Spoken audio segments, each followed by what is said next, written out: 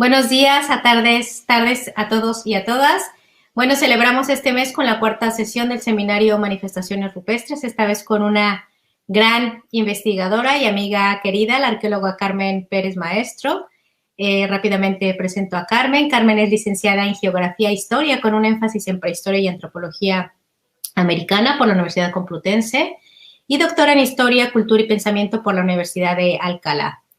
Sus líneas de investigación están relacionadas, por un lado, con la prehistoria andina y dentro de ella con la materialidad del pasado y la significación diacrónica de los paisajes, y por otro lado, pues con el patrimonio, la memoria y las comunidades. Carmen ha sido docente universitaria de arqueología andina, arte indígena americano y mundo clásico de Occidente y Próximo Oriente en la Universidad de los Andes y la Universidad del Externado desde 2017. Y también ha sido profesora de la maestría Archivística y Memoria de la Universidad Javeriana desde el año 2019. Carmen tiene un proyecto en Perú que cuenta con la Fundación Española Palar desde el año 2018 y el soporte institucional de la Universidad de Alcalá. En la actualidad, Carmen trabaja como docente en la Universidad de Vigo, España, y forma parte del grupo de innovación docente en educación patrimonial de dicha universidad. Ella en Latinoamérica, pues actualmente dirige un proyecto de investigación centrado en el arte rupestre de Perú y forma parte del equipo del proyecto de un maravilloso proyecto que se llama Creación de la Casa Museo de la Memoria, que espero que nos hable un poquito de ello. Se llama del ETCR Antonio Ñariño y Cononso, Colombia. Bueno, Carmen, agradeciendo muchísimo tu apoyo y tu participación. Y antes que se me olvide, a Bea, compañera de Vigo, por el apoyo. Carmen nos presentará Paisaje y Arte Rupestre en la cuenca alta del río Nepeña, Ancash, Perú. Muchas gracias, Carmen. Te dejo la pantalla. Bueno, buenas tardes a todos y a todas. En primer lugar, agradecerte a ti, Aline, no solamente por la invitación personal, sino también por dar la posibilidad de que por este medio tan democrático, ¿no?, podamos llegar a conocer pues, un montón de proyectos que se están haciendo en Latinoamérica, ¿no?, y que esto pues, se pueda compartir. Y bueno, por otro lado, estoy súper contenta porque aquí estoy viendo al costadito los comentarios y estoy viendo gente que se está conectando incluso desde Acacías Meta, o sea, que es una pequeña ciudad que yo visité hace un par de años porque tengo amigos allí en Colombia, ¿no? Entonces me da mucha alegría desde Nicaragua, Guatemala, México, etc., etc., Chile, Perú. Bueno, voy a comenzar con compartir la pantalla.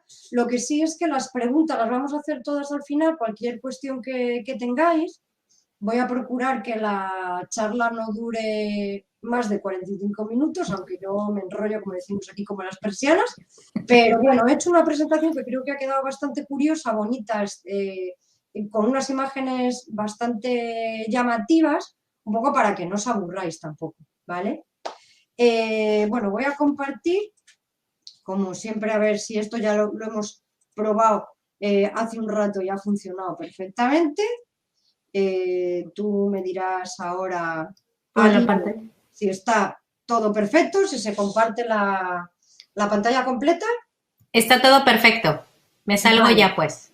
Bueno, aquí he querido poner, bueno, en este momento hablo no solo como directora de este proyecto de investigación o codirectora de este proyecto de investigación en Perú, porque el proyecto en campo ha sido codirigido por el arqueólogo peruano Alexander Herrera y en la siguiente fase va a estar codirigido por la arqueóloga peruana Marlene Gildemeister, sino también hablo desde el Grupo de Innovación en Educación Patrimonial de la Universidad de Vigo, ya que es uno de los objetivos de este grupo es la divulgación de todos los proyectos relacionados con el patrimonio que estamos haciendo, ¿no?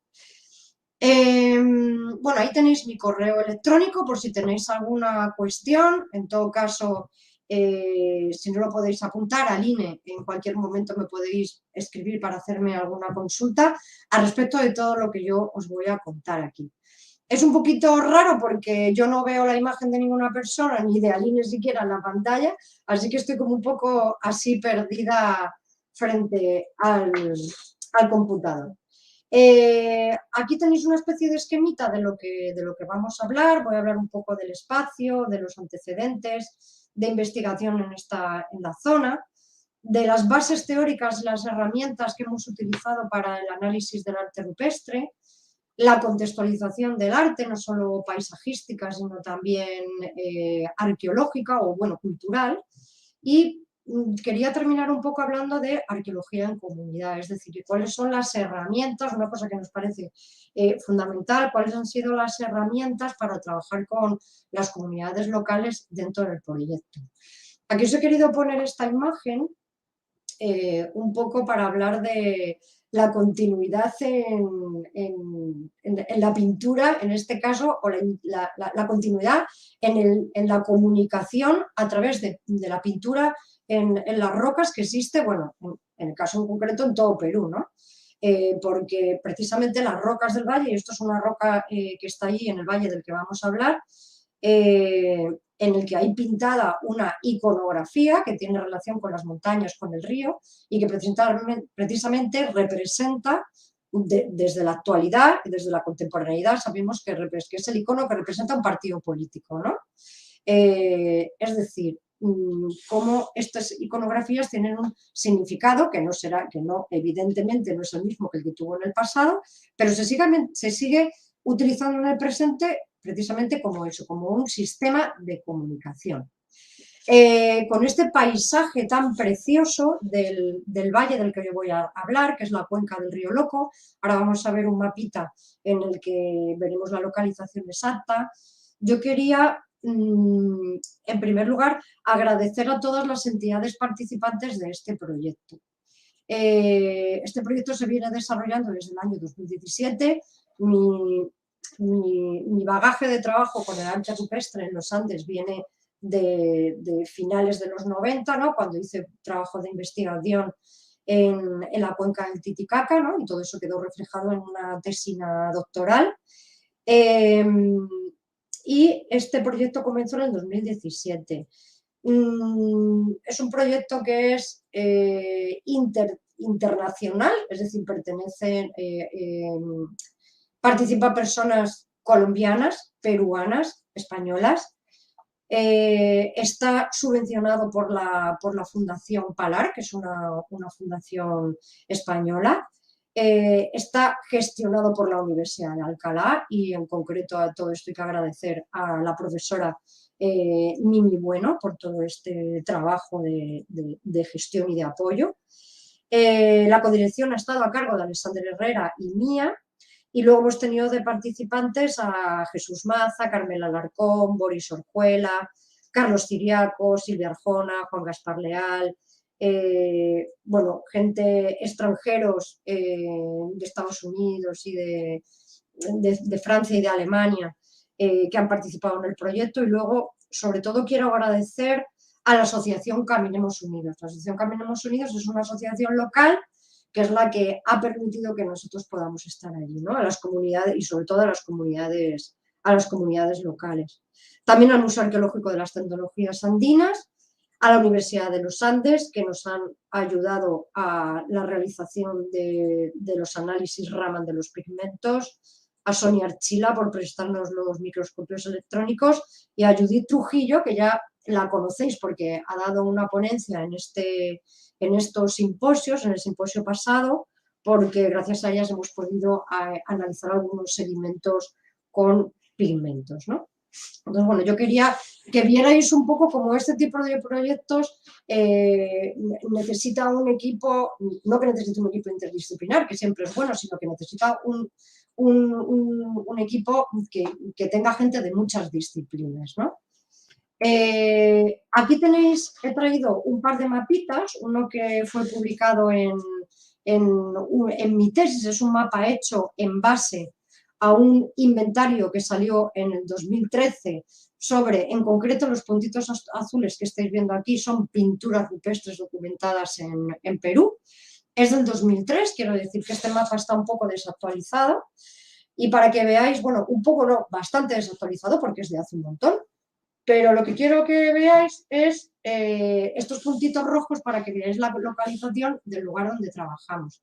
En la actualidad este departamento se llama el departamento de Ancas, ¿no? Está en la sierra norte de Perú, norcentral, ¿vale? Del actual Perú.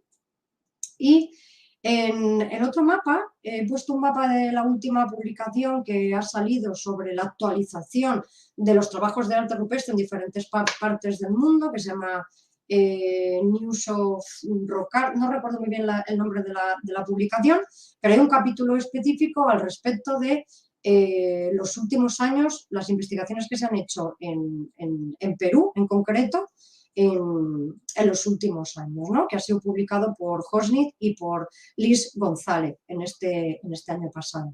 Y aquí vemos cómo precisamente este área de Ancas, que en años atrás había sido un área muy abandonada en cuanto a la investigación de arte rupestre, últimamente existen bastantes proyectos que se están desarrollando. Es decir, que los estudios de arte rupestre en Perú, precisamente hay mucha gente que está trabajando en arte rupestre en la cuenca del Titicaca, como podéis ver. No sé si veis la flechita con la que yo apunto la pantalla. Aline, ¿se ve? Sí, sí se ve. Ah, vale, listo.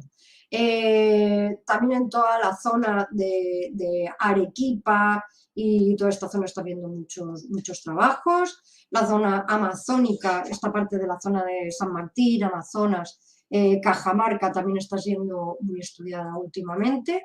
Y bueno, pues eso, quería hacer notar que precisamente la zona de donde nosotros hemos estado trabajando se están haciendo últimamente bastantes trabajos, sobre todo de visita a esos lugares, fotografiado, calcos digitales. Y bueno, estos mapas que nos ofrece el Google Earth, a mí me gusta muchísimo porque aquí podemos ver, con el puntero, os voy a señalar cuál es el valle donde estamos trabajando nosotros. Veis que esta cuenca que está aquí, tan grande, que está entre la sierra, como he puesto aquí, entre la sierra, que es esta de aquí, esta es la cordillera de los Andes, que en este caso tiene un valle central que está aquí en medio, que divide lo que se llama la Cordillera Blanca, que es donde están los nevados, es decir, las cumbres más altas donde nieva, y estas montañas de aquí, que siguen siendo muy altas también, o sea, 5.000 metros de altitud, pero que no nieva. Por eso se llama esta la Cordillera Blanca y esta se llama la Cordillera Negra. Aquí vemos las diferentes subcuencas que alimentan la cuenca principal, que recibe el nombre de la cuenca de Nepeña, que va a desembocar en el Océano Pacífico, ¿vale? Y existen aquí otras dos cuencas más, esta es la del río Salitre, esta es la del río Jimbe, y esta es la que nosotros hemos investigado, la cuenca, la que se llama en la actualidad la cuenca del río Loco. Recibe este nombre tan raro porque precisamente la influye mucho cuando la corriente del Niño, cuando este fenómeno meteorológico sucede, lo que es la cuenca del río sube y baja muchísimo, ¿no? Hay estas subidas y bajadas tan locas que hace que se inunde el terreno, bueno, entonces como tiene este comportamiento tan loco, dicen que recibe ese nombre por eso. Os he puesto, bueno, vais a ir siempre viendo en esta esquinita, porque me parece curioso, algunas de las iconografías del arte rupestre de este territorio, ¿no? Me gusta también poner estos mapas para que veáis un poco cómo este es uno de los lugares que constituyen también, esto es una cosa muy típica del arte rupestre, no solamente en los Andes, sino del arte rupestre en general. Es decir, que el arte rupestre está colocado en lugares que están en pasos naturales, ¿no? Y aquí lo podemos ver perfectamente. Esta es la cuenca del río Loco, lo podéis ver, y es un paso prácticamente natural entre esta parte de aquí, que es una zona más baja, que comunica con la costa, a este valle central, bueno, comunica con la sierra y posteriormente con otras zonas de la sierra. Este Este recorrido, que es un recorrido de aproximadamente 50 kilómetros, o sea, es bastante corto, es el que, bueno, el que nosotros hemos recorrido de manera pedestre para buscar los lugares con grafías rupestres. Y fijaros, existe una diferencia de altitud entre este lugar que pone Moro, ¿no?, que es como una pequeña ciudad o pueblo grande, una localidad, bueno, más o menos como la principal de esta zona, donde hay una mayor población, está aproximadamente a unos 500-600 metros sobre el nivel del mar, a la zona donde nace, que es por aquí, nace el río en una laguna que se llama la laguna de Pacarinacocha, que está más o menos 4.500 metros sobre el nivel del mar. Para que veáis que en este recorrido os hagáis una idea de cómo es la verticalidad del terreno en este espacio. Es un espacio que además atraviesa varias ecozonas, es decir, porque según la altitud, la flora, la fauna, atraviesa varias ecozonas que se denominan la yunga, que es esta que está en la parte que está aquí más baja, la zona quechua, que es esta parte de aquí central, y la zona suni, que es esta parte de aquí. No llega a alcanzar la zona de Puna, sino que nace un poquito más abajo. Entonces, esta diferenciación vamos a encontrar arte rupestre en las tres ecozonas, ¿vale? Antes de la reforma agraria, porque claro, todo este espacio está asociado a una gente, la gente vive en este territorio, la gente en la actualidad, ¿no? Entonces, existe una población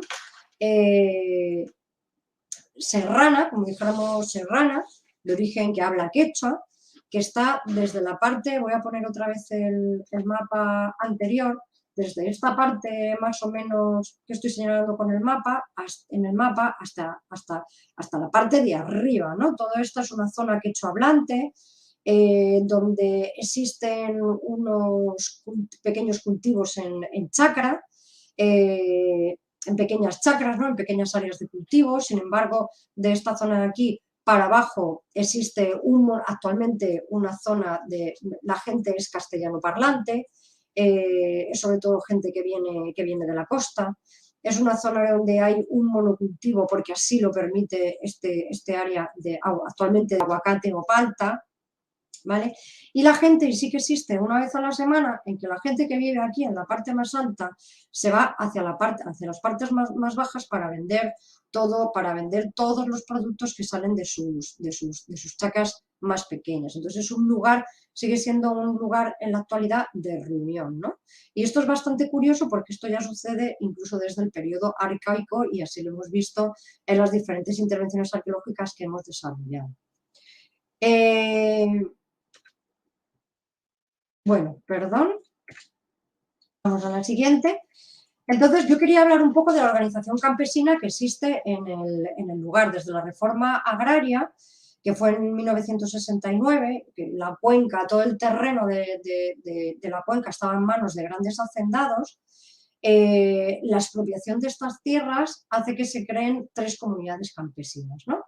La comunidad virgen de Pampacancha, la comunidad 24 de junio y la comunidad Santa Rosa de Quicayán. Esto es muy importante porque, claro, la propiedad de la tierra está en manos de las comunidades campesinas, que son quienes explotan la tierra, ¿no?, es decir, la cultivan la tierra, y además hay determinados espacios cuya propiedad no es de gente individual, sino que es de la propia comunidad. Y en este caso son los cerros, o sea, las montañas, y precisamente las cuevas y los abrigos. Son de propiedad comunitaria. Entonces, esto me parece importante porque a pesar de que vayamos desde fuera, personas, bueno, la comunicación con la comunidad ha sido siempre constante, es decir, a pesar de venir con unos permisos para realizar tus proyectos arqueológicos del Ministerio de Cultura, todos los dirigentes de estas comunidades campesinas han sido visitados antes de comenzar los trabajos. Afortunadamente en el proyecto contamos con una persona, que es Carlos Ciriaco, que es quechua hablante, y claro, es fundamental en los territorios donde se trabaje pues hablar el idioma local, ¿no? Y bueno, quería hablar un poco de esto porque me parece importante este tema de las comunidades campesinas. Este territorio sí que había sido estudiado previamente, sobre todo la parte baja, en esa fotografía aérea que os he enseñado antes. Aquí serían las 3 subcuencas, en este mapita que estáis viendo aquí.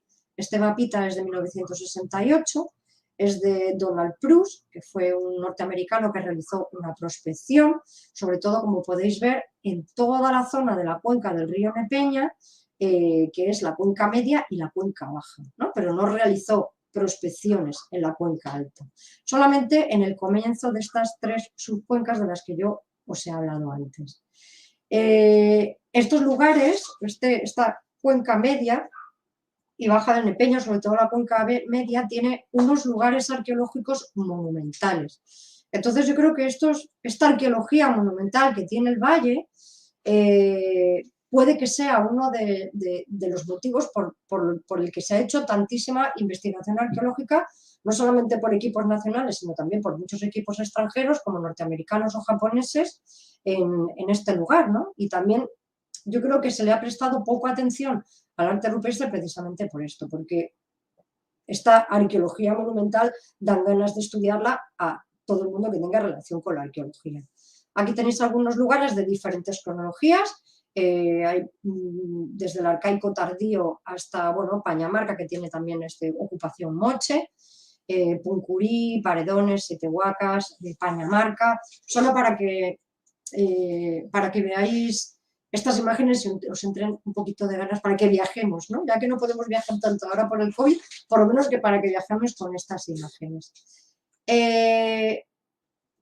La segunda prospección que se ha hecho en la zona la hicieron Alexander Herrera y Kevin Lane en el año 2000.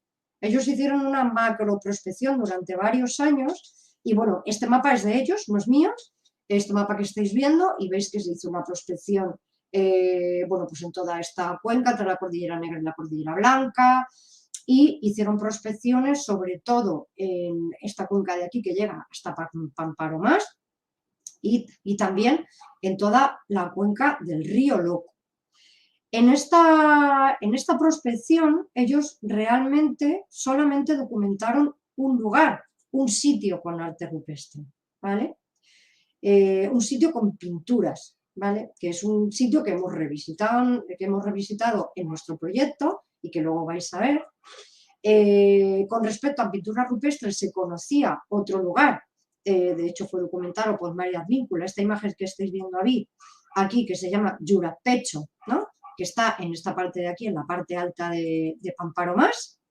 Y luego otro lugar con pinturas fue documentado por nuestro compañero Jesús Maza, que se llama Inti Rumi, en los saltos del río Jimbe, ¿vale? Es decir, que sí que se conocían lugares anteriores como Inti Rumi en Jimbe, sabéis que Inti significa sol, Rumi significa piedra, y Yurapecho en esto de aquí.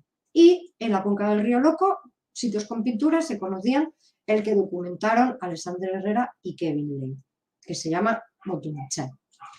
En cuanto a lugares con petroglifos, bueno, todos estos lugares, como veis, estaban por encima de los 3.000 metros de altitud, tanto Yurapecho como Inti Rumi. Llamaba la atención precisamente que Motumachay, que era el sitio que había documentado Alexander Herrera, estuviera a unos 2.000 y pico metros, y eso llamaba la atención. Por eso se decidió hacer una prospección más intensiva en este valle. En cuanto a los lugares con petroglifos, sí que se conocían en la cuenca del río Loco, precisamente dos, que ya, bueno, varios investigadores habían dado cuenta de ellos, incluso Carlos Ciriaco está haciendo en la actualidad un trabajo de investigación en este sitio, sobre todo para la realización de los calcos de este lugar. Este lugar se llama Pocós. También se conocía el lugar de petroglifos Minchamarca, porque precisamente es un lugar donde vamos a intervenir con Marlene Gil de Mester, la arqueóloga peruana Marlene Gil de Mester, ojalá, si el COVID lo permite, en este año, ya tenemos los permisos del Ministerio de Cultura, y sobre este sitio también ha habido varios investigadores, incluso desde Plus, que lo han visitado. Nos vamos a centrar entonces en el trabajo que se hizo, vamos a hablar ahora un poquito la parte más aburrida, que es sobre sobre la teoría, ¿no? Sobre todo sobre pues como todos los proyectos de investigación arqueológica deben tener unas bases teóricas, unas bases teórico-metodológicas. Entonces, los enfoques teóricos que hemos utilizado con el arte rupestre, nuestra investigación ha sido la arqueología del paisaje y la semiótica.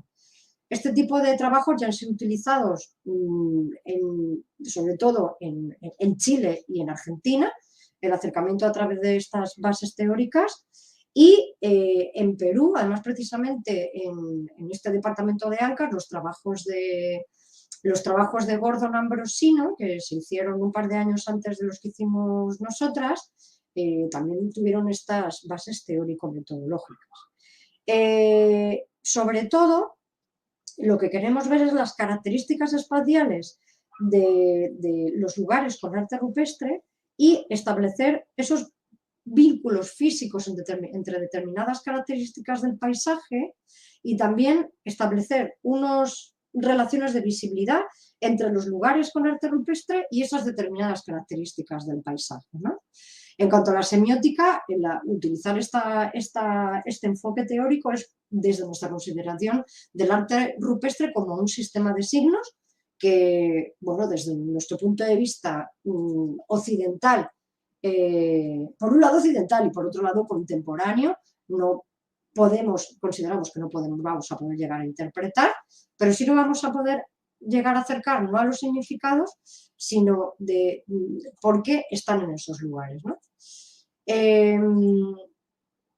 Pasamos a la siguiente. Bueno, teniendo en cuenta que la localización es algo importante, o la ubicación en el paisaje de los lugares con arte rupestre, lo que queremos ver de estos lugares o llegar a saber cuáles son estos patrones, lo que llamamos los patrones locacionales, ¿eh? Es dónde se pinta, por qué se pintan estos lugares, si están cerquita a los lugares con agua, si se ven las montañas, si no se ven las montañas, si la cuenca es visual, es decir, si los lugares, se ven lugares de cultivo desde el lugar donde se pinta o donde se graba. Ese tipo de cosas nos referimos con las relaciones con el paisaje. Aquí os he puesto una imagen fantástica de la parte media de la cuenca del río Loco que se hizo con el dron, un poco para que veáis el paisaje y cuáles son también los tipos de lugares donde se realiza, en este caso es la parte de arriba de uno de los lugares, Mutumachay, donde hay pinturas, ¿no? Yo os he querido poner este croquis porque hemos tenido que definir una serie de escalas de estudio o de categorías, desde lo macro a lo micro, en cuanto al estudio de estos. No solamente se estudia, como os he dicho, la grafía, es decir, los dibujos o los motivos que se hacen, esto sería lo micro, sino también se hace un acercamiento macro, ¿no? Se hace un acercamiento desde lo macro a lo micro o desde lo micro a lo macro. Estas son las escalas de análisis. La escala 1 serían, si hablamos de lo micro, las grafías rupestres. La escala 2 de análisis sería el panel, ¿no? Aquí estamos viendo, por ejemplo, dentro de un soporte, la escala 3 sería el soporte es esto de aquí. Viendo esta imagen, por ejemplo, el soporte sería esta gran roca. En una gran roca puede haber uno o infinitos paneles, ¿no? Que están definidos generalmente por la agrupación de grafías o también pueden estar definidos por una grieta, una arista, ¿vale? Esas son las delimitaciones físicas que puede tener un panel. Luego la siguiente escala de análisis sería el entorno inmediato, ¿no? Por eso las excavaciones arqueológicas en el entorno inmediato de los lugares con las grafías. Y la otra escala, que sería la macroescala, es el paisaje que rodea a este sitio arqueológico con grafías. Las grafías rupestres, y esto un poco para hablar de metodología, todo esto va a salir publicado en breve. Hemos escrito un artículo, mi compañero Jesús Baza y yo, que sale, si no sale publicado en este mes, sale en el siguiente, porque fue presentado en el Congreso Nacional de Arqueología del año 2020, creo, y todavía no se lo he publicado, o 2021, no lo recuerdo. Sí, 2021, de este año pasado, y está por salir publicado en las actas del Congreso. Un poco para que veáis cómo se ha hecho las categorías de las grafías de arte rupestre. Es muy curioso porque hemos creado esta categoría de unidades morfológicas mínimas, llamamos unidad morfológica mínima a un punto, una línea recta, una curva, bueno, aquí lo tenéis. Y para que lo tengáis en físico, pues ya os digo que os invito a ver esa publicación que saldrá en breve. Entonces, ¿qué hicimos? Lo primero fue hacer una prospección caminando el territorio, eligiendo una franja de unos 50 kilómetros, ¿no? Una franja más o menos desde las partes altas de esta montaña que estáis viendo aquí, ¿no? Y desde estas partes altas de aquí. Esa fue la delimitación de nuestro espacio. Y dentro de este espacio documentamos. Ya conocíamos dos sitios con arte rupestre, antes hemos hablado de Pocós, que está aquí, que tiene grabados, y Vinchamarca, que está aquí, que tiene grabados. Documentamos un lugar nuevo con grabados, únicamente con dos piedras muy interesantes, que le llamamos a este lugar Piedras de Breña. En este lugar estaba el sitio documentado ya por Alexander Herrera, que se llama Mutumachay, pero encontramos otro que se llama Totocaca, encontramos varios lugares en esta quebrada de aquí, encontramos otro lugar en este aquí. Cuando digo encontramos, no me refiero al proyecto de investigación únicamente, el proyecto de investigación lo encuentra para la comunidad científica, pero estos lugares son conocidos por la gente local, o sea, nosotros y nosotros no descubrimos nada, todo lo conoce la gente local, es más, son las personas que nos han acompañado a estos lugares, ¿vale? Y como veis, aquí ya empezamos a ver un poco los patrones locacionales, es decir, las ubicaciones, o sea, que existen de estos lugares con artes. En los puntitos rojos son los lugares que tienen única y exclusivamente pinturas rupestres. Y los lugares con puntos azules son los que tienen petroglifos, es decir, grabados. Es decir, existe una diferenciación muy clara entre los lugares donde se pinta, si hablamos de la altitud, y los lugares donde se graba. Se graba en lugares por debajo de los 1.300 metros sobre el nivel del mar. Y se pinta por encima aproximadamente de los 2.000, prácticamente los 2.000 metros, ¿no? Veis que existe una diferenciación clara. Otra de las diferenciaciones que se ven en cuanto a las pinturas y los grabados es que los grabados no se hacen en abrigos rocosos o en cuevas, ¿no? Bueno, no existen cuevas, solamente existen abrigos en estos lugares. A cueva me refiero con lugares con mucha profundidad, sino que existen abrigos que son bastante pequeños.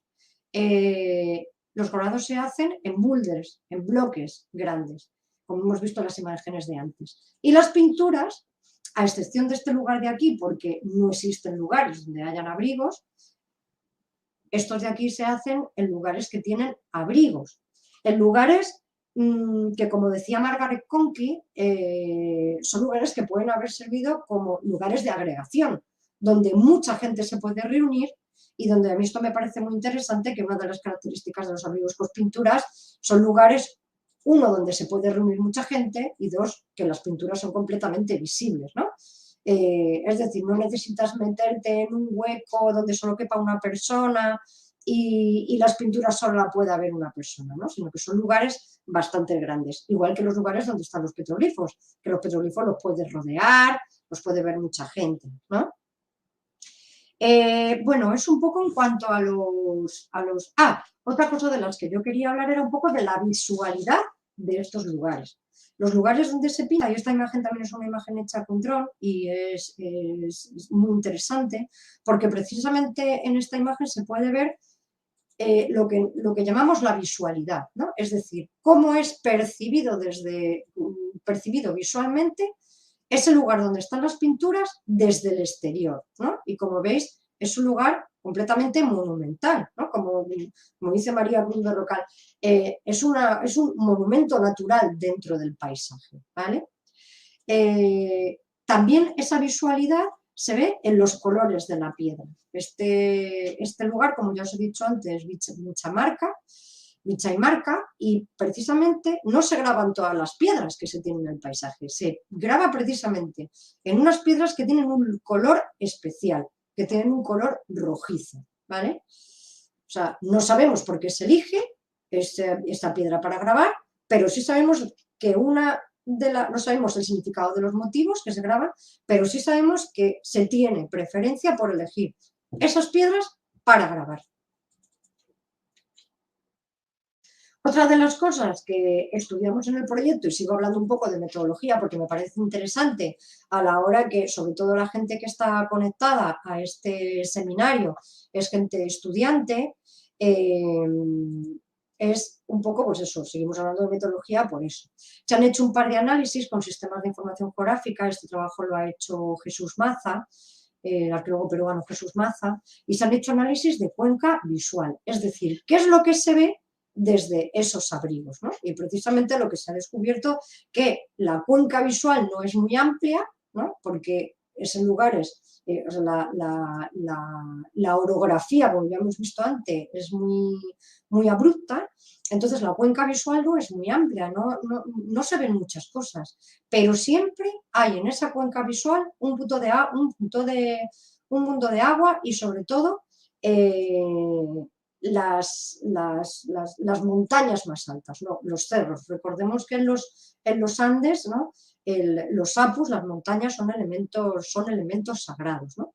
Y otro de los análisis que se ha hecho, vuelvo a repetir, con SIG, o con GIS, como decís en otras partes del mundo, en inglés, esos análisis de intervisibilidad. Es decir, existe desde este lugar con arte rupestre, yo veo al siguiente lugar con arte rupestre, o desde este lugar con arte rupestre se ve un lugar de asentamiento. Aquí, por ejemplo, en este mapa están colocados SR, todos estos lugares son lugares que fueron documentados por Alexander Herrera en su prospección en el año 2000. Entonces, se ha hecho un análisis de visibilidad para ver si desde esos lugares de ocupación se ven los lugares con arte rupestre, ¿no? Entonces, esto es muy interesante.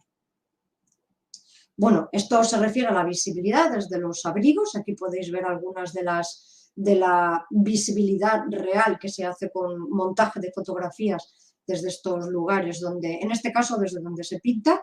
Este lugar es desde el único sitio que es un farallón con pinturas, es una placa prácticamente vertical, porque no existen las granodioritas que puedan formar abrigos, como en el caso de arriba. Este lugar se llama Pichiu, Campacatac, se llama el sitio con arte rupestre.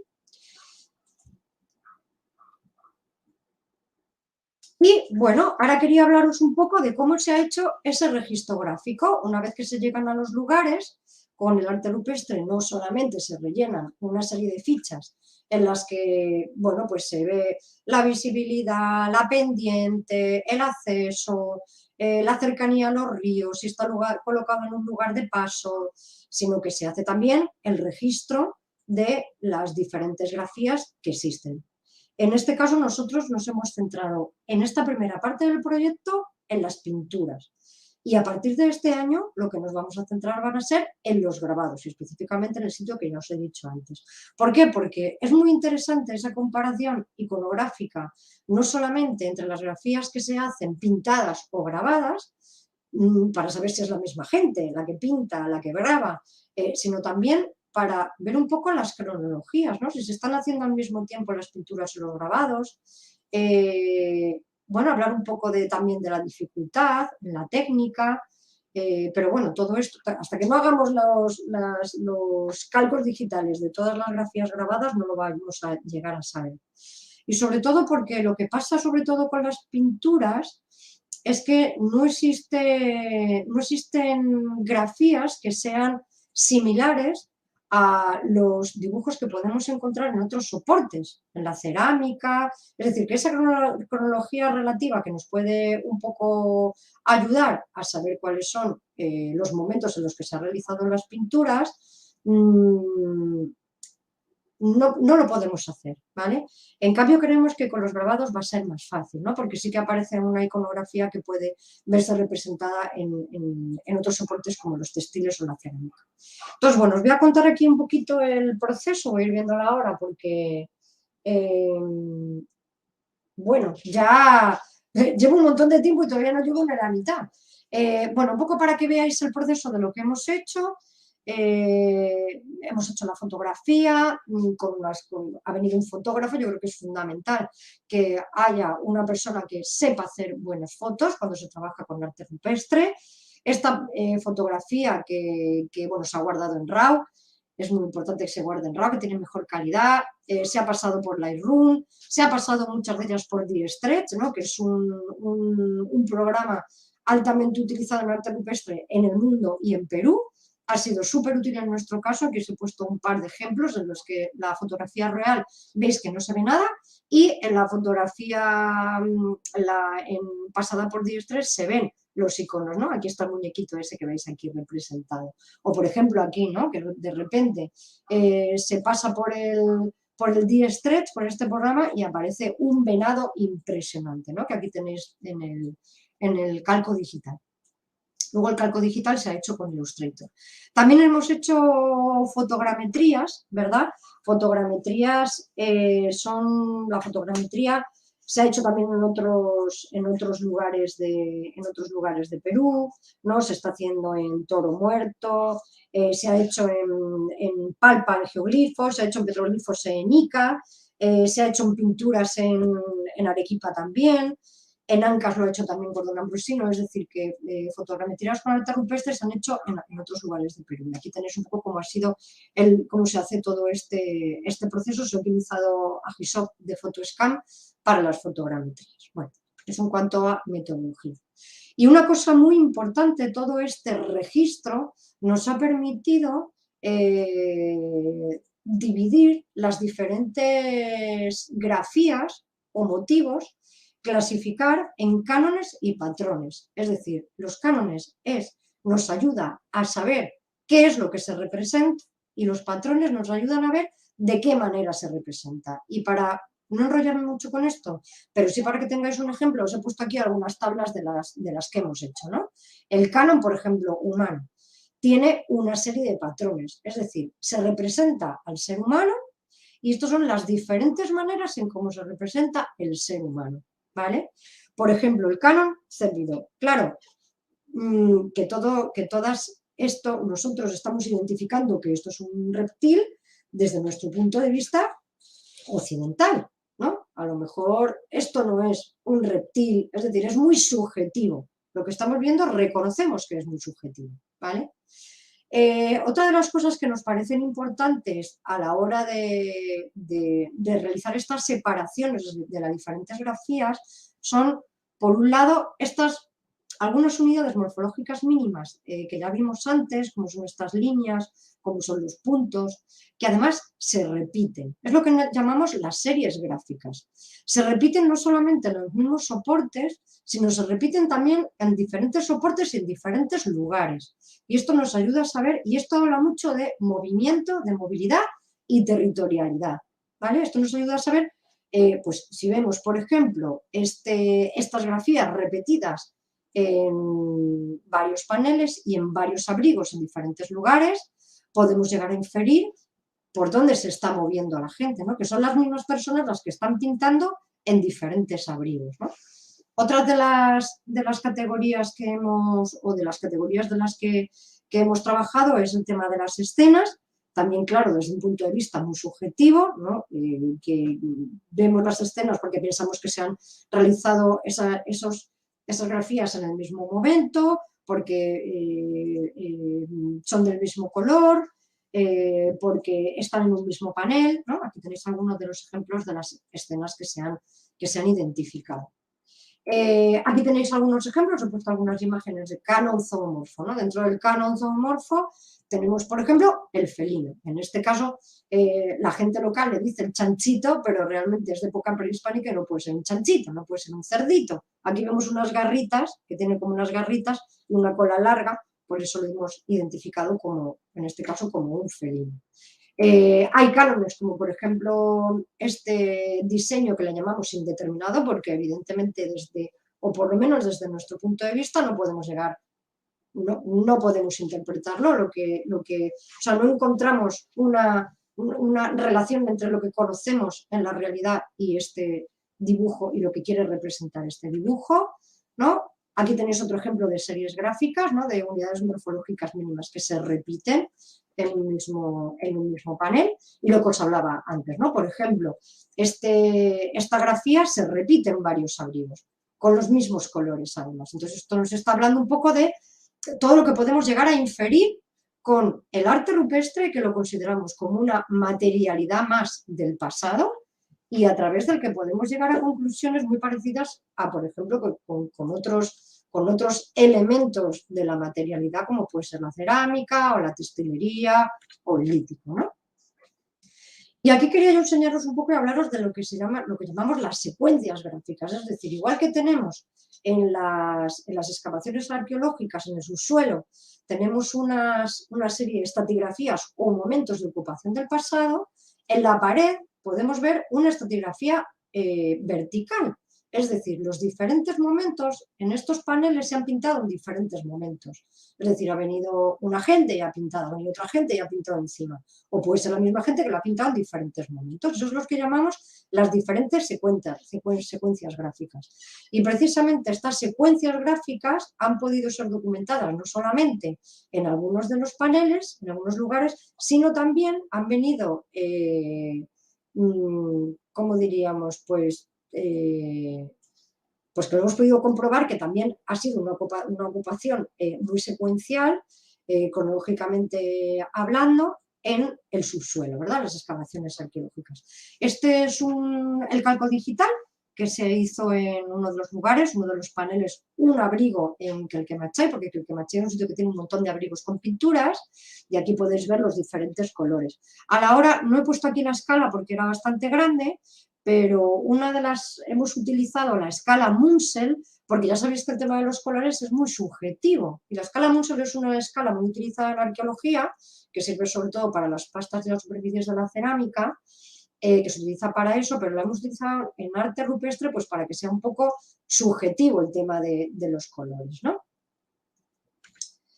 En cuanto al tema de las materias primas, y seguimos hablando de análisis de los pigmentos, en Perú, en muy poquitos lugares se han hecho análisis de pigmentos. Se han hecho en Sumbay, por ejemplo, en el sur del país, se han hecho en Incapintay, en Cuzco, se han hecho en el abrigo del Cánido, en Arequipa, que lo hizo Mónica Suárez. En casi todos en estos 3 lugares que yo tenga registro, se han hecho análisis de pigmentos. Y en este lugar que se llama Totocaja, y nosotros en Totocaja. En todos los lugares, igual que en el nuestro, bueno, hemos hecho extracción de muestras y se ha hecho analítica Raman, que se han hecho en la Universidad de los Andes, en Colombia, en Bogotá, en Colombia, y los componentes, bueno, son hematitas, sílice, arcillas, es decir, son todos los componentes que han salido son componentes inorgánicos. En Perú sí que existe un lugar que es el Cánido, donde las analíticas que hizo Mónica Suárez dio que tenía un componente orgánico que eran líquenes, ¿no? Y esto es muy, muy, muy interesante. Pero en el resto de esta área andina solamente tienen componentes. Los pocos analíticas que se han hecho son solamente componentes. Y esto ya, de estas cosas ya habló el año pasado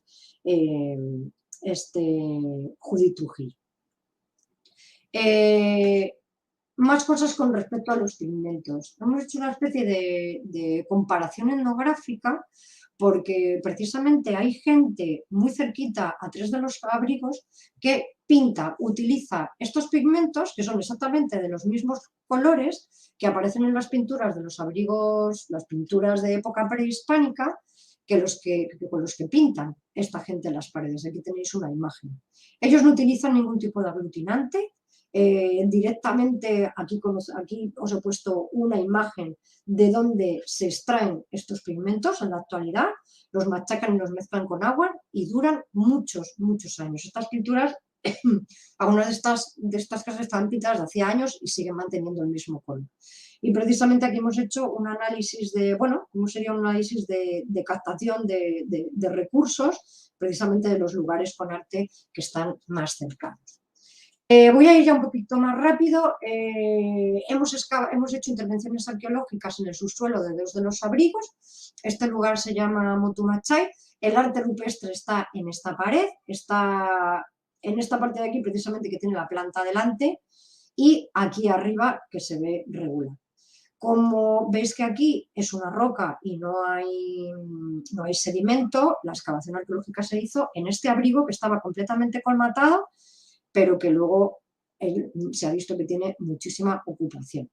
Se ha seguido la excavación de manera estratigráfica, es decir, siguiendo los preceptos de Harris y Carandini, ¿vale? Vamos a ver ya un poco los resultados y los contextos asociados, por ejemplo, a este abrigo. En primer lugar, bueno, hemos tenido se ha visto precisamente, se ha documentado cómo el río Loco ha tenido entradas y salidas seguramente por este fenómeno climatológico de la corriente del Niño, que lo que ha hecho es que ha destruido las evidencias arqueológicas de los momentos más modernos de la ocupación del abrigo, ¿no? Aquí podéis ver cómo hay un montón de restos humanos que aparecen completamente disturbados, fragmentados. Bueno, todo es un estrato no aparece nada in situ, ¿no? Es curioso porque, bueno, aparece mucha herramienta también ya relacionada con grupos agricultores, aparece cerámica de época formativa, aparece incluso esta pieza de aquí tiene pigmento, tiene un poco de pigmento aquí, son morteros, ¿no?, para machacar grano, ¿no? Y una vez extraída todo este estrato de revuelto, sí que se empezaron a encontrar definir varias áreas de actividad dentro de este espacio. Desde esta parte de aquí externa se documentaron unos enterramientos que ahora vamos a ver. En esta parte interna, bueno, un murete definiendo varios espacios. Esta parte interna se documentó una serie de herramientas y restos de talla de jaspe. Esto es muy interesante porque no hay jaspe en este lugar, sino que viene de la sierra, ¿no? Lo que nos está diciendo que ya hay este movimiento longitudinal hacia las zonas más altas. Debajo de todo este estrato en el que hay esto asociado, se documentan también unos estratos en los que hay en su interior se documentan conchas que vienen de la costa, lo cual nos está diciendo ya que sociedades cazadoras-recolectoras tenían relación con las áreas más bajas. Y una cosa muy interesante bueno, aquí tenéis alguna imagen de los enterramientos, ¿no? De dos de los enterramientos que se encontraron como en la parte más externa del abrigo.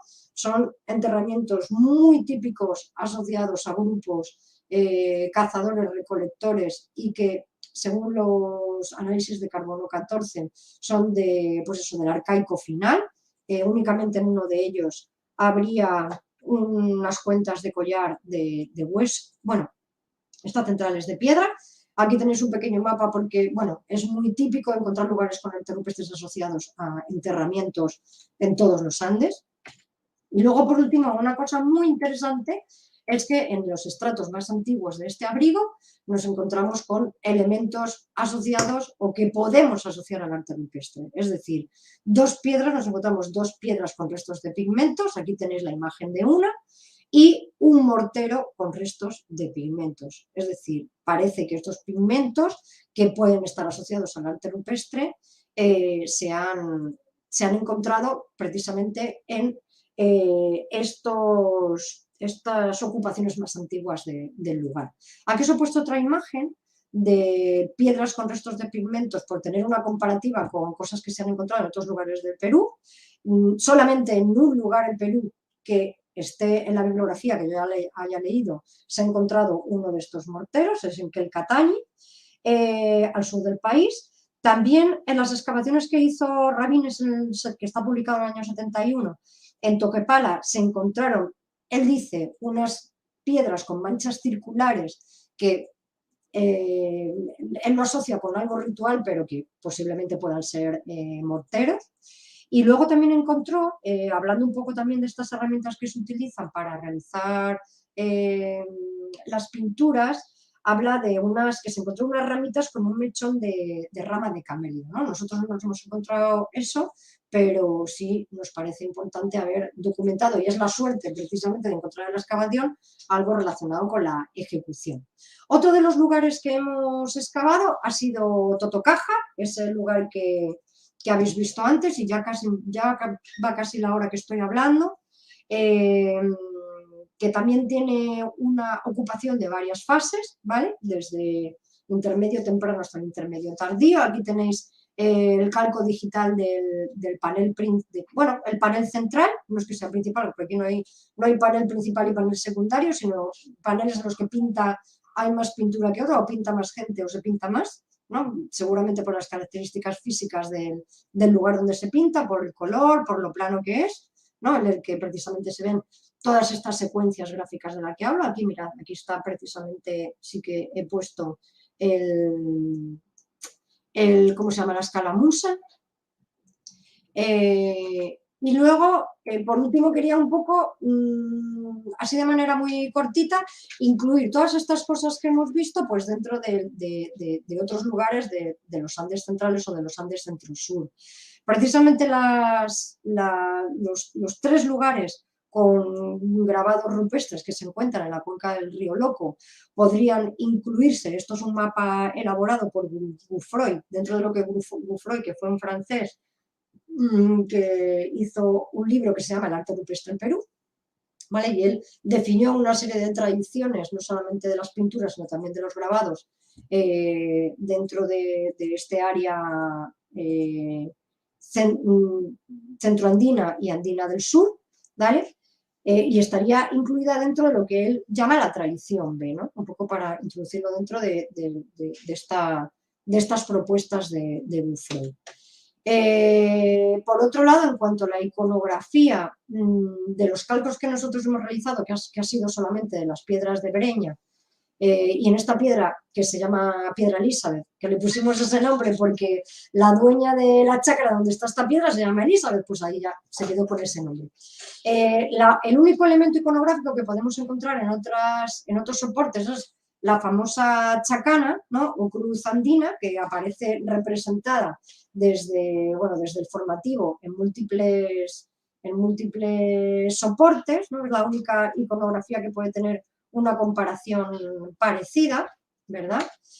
Luego también es muy interesante, y esta imagen le he llamado yo grafías comparadas, porque me parece muy interesante, y en este sentido un trabajo que están haciendo, que además ha sido presentado en el último Congreso Nacional de Arqueología, donde en los últimos 3 años, afortunadamente, hay un simposio dedicado a arte rupestre en Perú. Esto me parece muy interesante.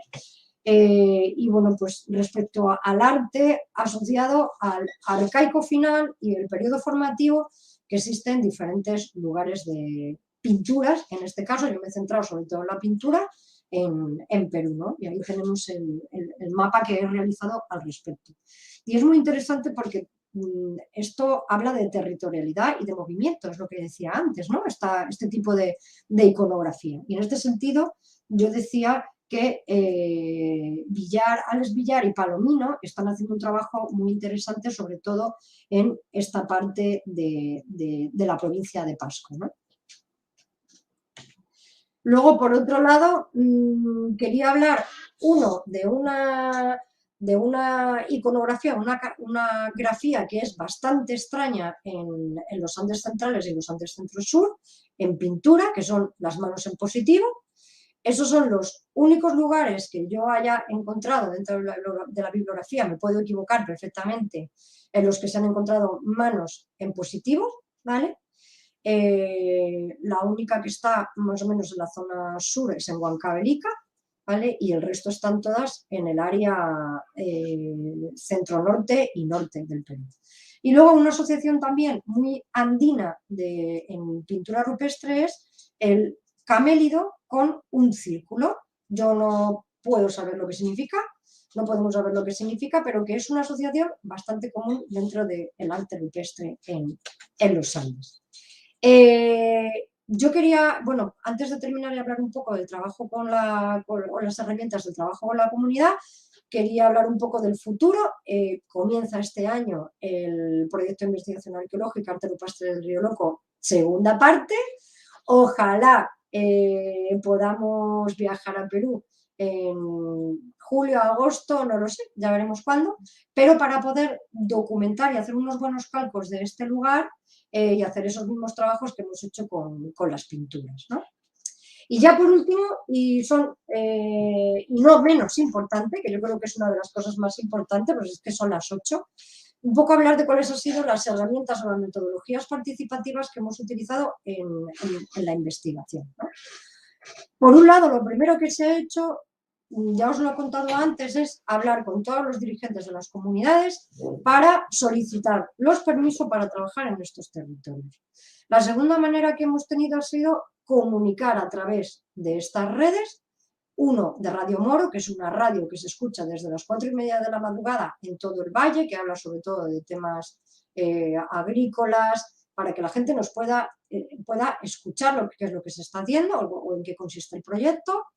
Y luego la colaboración permanente con varias entidades locales, como son SEDIR, que es una ONG que trabaja en todo el valle con temas agrícolas, en formación de temas agrícolas, con el Museo Arqueológico de las Tecnologías Andinas, que es un museo arqueológico creado por la Asociación Caminos Unidos, gracias o sea, que se han encargado de toda la comida, el alojamiento, de todo el equipo. Y luego con una asociación que se llama Fe y Alegría, que yo creo que está por todo el Perú y por más lugares de Latinoamérica, porque son precisamente las personas que nos han puesto en contacto con todos los centros educativos. 3 cosas que se han hecho que considero que son muy importantes y que esperamos podamos volver a seguir haciendo. Uno es una herramienta, es un recurso metodológico para la investigación participativa, que son los mapeos colectivos, ¿no? Es decir, esto es un trabajo que se ha hecho con docentes locales, es decir, qué es lo que la gente del lugar considera el patrimonio y qué conoce como patrimonio y cuáles son los lugares que conocen con arte rupestre. Luego se han hecho presentaciones del trabajo que se ha realizado y talleres para pintar con tierras del lugar. Se han hecho talleres para ver qué es lo que los niños y las niñas interpretan, qué es lo que ven al enseñarles este tipo de iconografía. Y luego se ha realizado han realizado las visitas a los sitios. Y luego una cosa, y es que para dejar algo físico, porque uno llega y luego se va y vuelve al año siguiente un mes y luego se vuelve a ir, ¿no? Pero para que algo físico quede en los escolares hemos realizado una cartilla, lo que llamamos cartilla educativa. El dibujo de la portada nos basamos en un dibujo de Arturo Asensio que hizo precisamente de una mujer dibujando las cuevas de Altamira, pero nosotros pusimos el dibujo de la cueva del abrigo de Montumachay. Y bueno, está en la página de Facebook la cartilla para quien quiera verla completa. Y nada, yo quería que haya alguna de las páginas. Y chimpum, yo ya he terminado, solo me queda daros las gracias y ver si tenéis alguna pregunta después de este carrete tan largo que yo os he hecho. Y ahora voy a dejar de compartir pantalla, ¿vale? Bueno, muchas gracias por escuchar.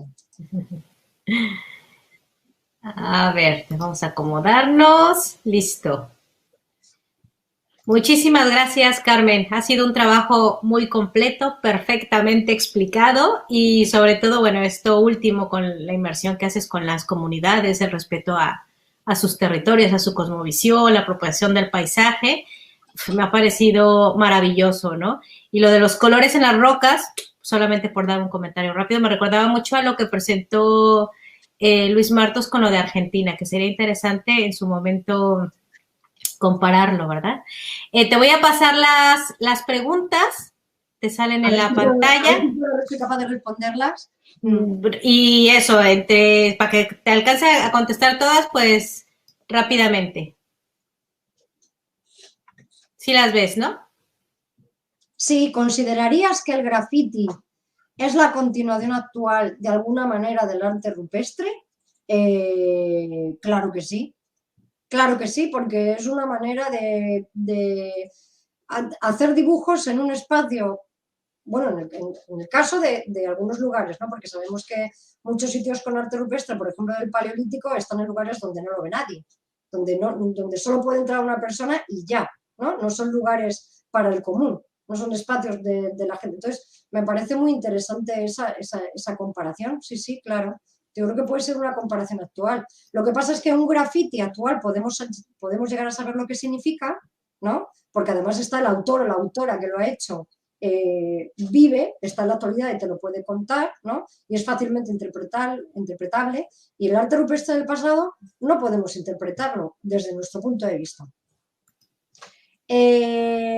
¿Cómo se puede explicar con la semiótica la visualización en el paisaje, el gráfico rupestre? Pues mira, que es que no entiendo tu pregunta, no sé si me la puedes plantear de otra manera para que, o a lo mejor tú la entiendes, Aline, o si no, si la puedes un poco replantear de otra manera, porque verdad que no la entiendo. No, supongo que está hablando de cómo podrías aplicar la semiótica en torno al estudio del paisaje, ¿no? Donde están las pinturas. O sea, como La analizar semiótica la el hemos paisaje, utilizado, significar. la semiótica la hemos utilizado sobre todo a la hora para analizar las grafías, ¿no? O sea, teniendo en cuenta que consideramos que es un lenguaje, el arte rupestre, el análisis semiótico ha servido precisamente para separar las diferentes grafías y ver dónde se encuentran en el territorio, para llegar a conclusiones de movilidad y territorialidad, en definitiva. No sé si he respondido a tu pregunta. Ahí te va otra. En Perú se les suele considerar quilcas a las manifestaciones gráficas. Sí, quilca es una palabra en quechua que significa dibujo.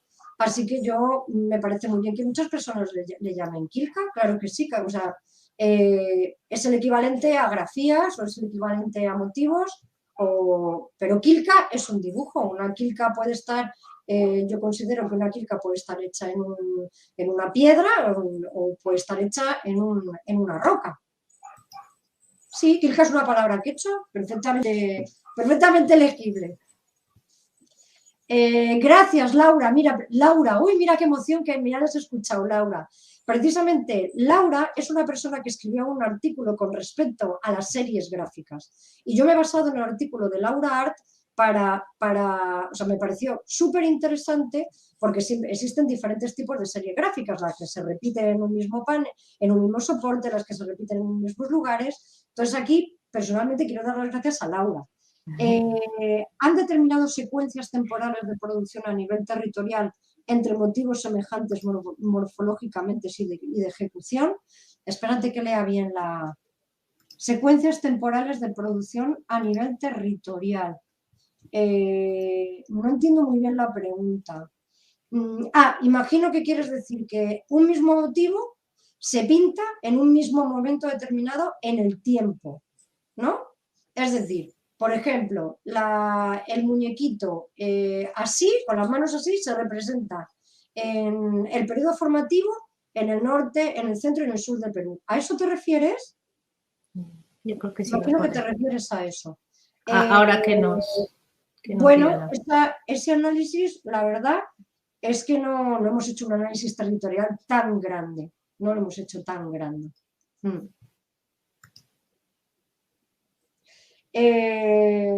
Me interesan los estudios que se están realizando en el norte peruano, especialmente en Cajamarca.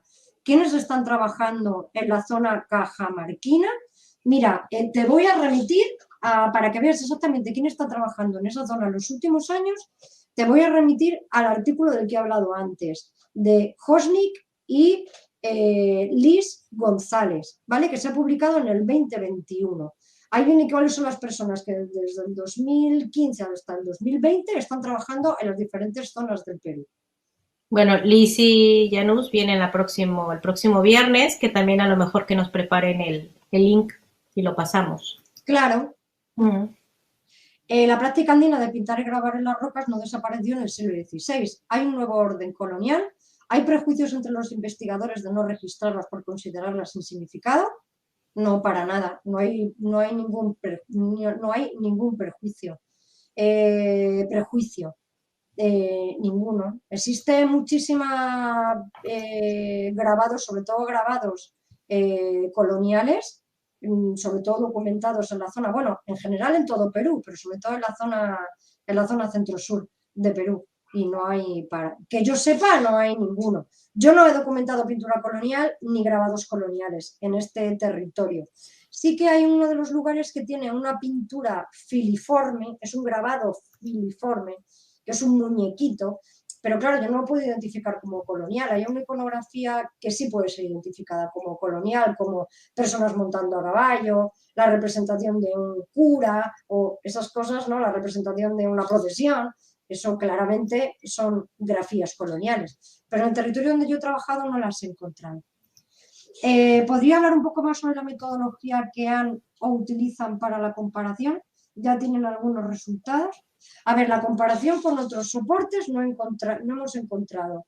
Sí que podemos decir que hay determinadas grafías que se repiten, y eso es una cosa muy andina, la repetición de grafías iguales en un mismo lugar. Lo podemos ver en los textiles, que se repiten siempre los mismos muñequitos, lo podemos ver en la metalurgia, ¿no? Eso es una cosa bastante andina, la repetición de motivos, de los mismos motivos. Pero sí que no tenemos una, y lo he dicho ya antes, en cuanto a las pinturas, no tenemos una iconografía que se pueda parecer a la iconografía que aparece en la cerámica, por ejemplo, ¿no? O del mismo periodo, o la pintura mural, por ejemplo. Sí que existen unos cánones muy claros, la representación de unos cánones, sí, bueno, unas maneras de representar. Al ser humano se le representa siempre de frente, solamente hay un caso de perfil. A los cuadrúpedos se les representa siempre de perfil. A los anfibios, como los lagartos, se les representa siempre como si estuviéramos mirando desde arriba, ¿no? Y esta cosa sí se parece en otras representaciones que podamos ver en otros soportes, pero no una iconografía, unas grafías exactamente iguales. Vamos a ver qué pasa cuando hagamos los campos digitales de los grabados, ¿no? El registro de los grabados, a ver si podemos ver esas comparaciones.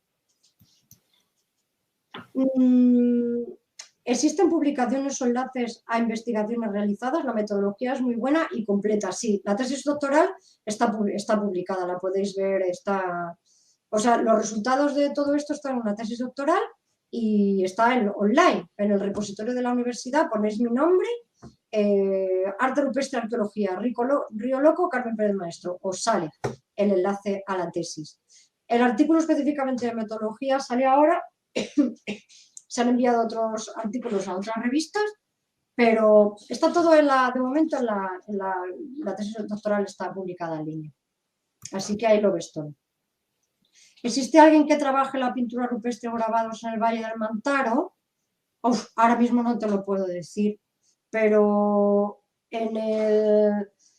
existe una publicación de Hosnick, de Rainer Hosnick, que es del 2021, que es toda la bibliografía publicada de arte rupestre en el Perú. Está en academia.edu, la puedes descargar en academia.edu. Bibliografía de arte rupestre en el Perú, completamente actualizada. Ahí puedes ver quién está trabajando también en cada lugar. Me he olvidado decirlo antes. Eso. Listo. ¿Con qué cronología más antigua contamos para esas pinturas rupestres? Como sabéis, las pinturas rupestres no las hemos podido datar porque el poquito de pigmento que hemos podido extraer de las pinturas no tiene ningún componente orgánico, ¿vale? Entonces no hemos podido saberlo. Lo único que podemos saber es el estrato donde aparecen los morteros con pigmentos, ¿vale? Los morteros con pigmentos que no la pintura extraída. Los morteros con pigmentos que aparentemente, y según la cronometría o como se diga, de Munsell es igual, ¿vale? Las analíticas de los pigmentos de esos morteros no se ha hecho, se iban a hacer hasta que llegó la pandemia y no se ha podido hacer, vamos, está en stand-by, pero lo que sí sabemos es que el estrato donde han aparecido son estratos asociados a sociedades cazadoras recolectoras en el paso del Pleistoceno al Holoceno o Holoceno temprano. Es decir, esta estratigrafía estaría en consonancia un poco con el Holoceno temprano que aparece en Toquepala, en San Lorenzo I en Chile y en Hornillo II en Argentina. Es decir, sociedades cazadoras recolectoras del Pleistoceno, Holoceno, Holoceno temprano. Muy, muy antiguas. Laura te dice que hiciera esto. Si es para saber si se repiten a lo largo del tiempo el mismo motivo. Ah, sí, aparece el mismo motivo a lo largo del tiempo, o por lo menos en diferentes momentos. Lo que no sabemos es el tiempo que ha pasado entre cada secuencia gráfica, ¿no? Eso es lo que no podemos llegar a saber. Sabemos que se ha pintado en un momento, luego en otro, lo que no sabemos si han pasado una semana, un día, un año o 100 años entre una secuencia y otra, entre un momento y otro. Se habla de tradiciones para pintura colonial. ¿Podrías mencionar algunas? Ejemplo, tradición Hatun Machai, colonial, pictograph style, que refiere eminentemente cruces. Esta tradición de Hatun Machai colonial la creó Gordon Ambrosino para ese lugar específico. Esto está en el Valle de Fortaleza, ¿vale? En la parte alta del Valle de Fortaleza, que también está en Ancas. Y para esta zona no hay ninguna otra tradición colonial definida. En este lugar y en el departamento de Ancas, y para este lugar en específico, la definió Gordon Ambrosino, cuya tesis doctoral también la podéis encontrar en academia.edu. ¿No contáis con concreciones de calcita sobre alguna pintura para poder aplicar dataciones con uranio torio? Desconozco el tipo de soporte y si se da. Gracias. No contamos con ese tipo de concreciones. No aparecen tapadas con concreciones. Más bien, el problema que tienen muchas de estas pinturas es la escarificación de la pared, está desapareciendo por ese motivo, o al menos que hayamos detectado estas concreciones y no hemos hecho ese tipo de análisis. ¿Podrías compartir referencias del uso de Diestress desde una perspectiva técnica? No soy yo quien tenga que hacer eso, o sea, lo puedo hacer, pero ahora mismo no lo puedo compartir de ninguna manera. Pero vamos, es que hay millones el Diestress se está utilizando ahora mismo por todos los investigadores e investigadoras en arte rupestre del mundo, con lo cual tú vas a poner Diestress en cualquier buscador y vas a encontrar muchísimas referencias. Así que no te preocupes por eso, que vas a encontrar mucho. Bueno, sí, estoy muy agradecida por todas las felicitaciones. Sí, tienes muchas felicitaciones, que lo has hecho, lo has explicado tan bien que yo creo que no nos han quedado muchas dudas, sobre todo de tu metodología y tu interpretación, ¿no? Que bueno, me ha parecido fantástica. Que sí, sigues con las felicitaciones. De todos modos, tú puedes ver el chat completo. Sí, ahí lo estoy viendo. Muy bien. Sí, perfecto. No hay nada más, volver a darte las gracias, Aline, a ti y a todo tu equipo por esta invitación. Y bueno, a ver si ya nos veremos el próximo viernes, ¿no? En este mismo espacio. Así es. Venga, hasta luego. Bueno, pues sin más, muchísimas gracias por su permanencia. Gracias a Daniela también por el apoyo que nos está haciendo por la asistencia. Muchas gracias, Carmen, de verdad, nuevamente. Y bueno, nos vemos el próximo viernes con los investigadores Liz González Ruiz y Jenus Waulusen para conocer más acerca del increíble sitio de Toro Muerto, y seguimos en Perú.